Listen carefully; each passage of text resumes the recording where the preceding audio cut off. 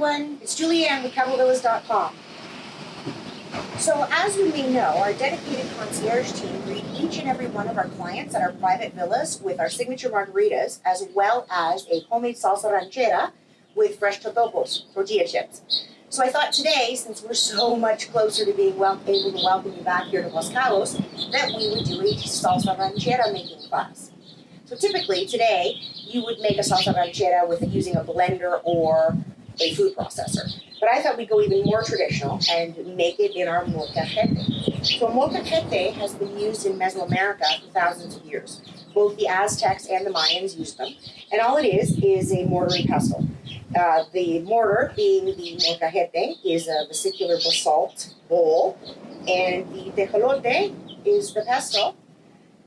Now, they're seasoned similar to how you'd season a cast iron pan, too. So depending on what spices and what salsas you've been making in your molcajete, the textures and flavors of your salsas will vary slightly. So let's start with the raw ingredients here. We have 3 small to medium-sized Roma tomatoes, half of a small to medium white onion, 2 cloves of garlic, chili serranos. Now, these are to taste. If you'd like things fiery, add a little more, but normally we would put 1 chili serrano in this recipe.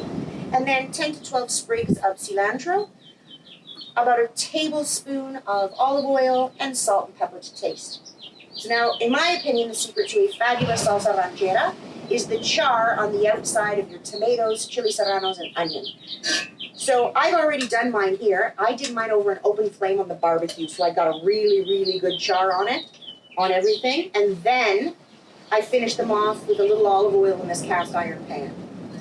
So now all you're going to do once they're fully cooked is put everything in your mortar and pestle. So starting with the garlic, then your chili serranos, and then your onions and tomatoes. Now it does take a little while, so I've already pre-prepared mine, so you didn't have to watch me grind things for 20 minutes. Anyway, so this is a very rustic, delicious salsa that you would eat with your huevos rancheros in the morning, or like I said, with fresh tortilla chips, or a wonderful handmade corn tortilla with some fresh ranch cheese and salsa ranchera. It's heaven. Anyway, so let's have a taste. Provecho. We can't wait to welcome you back.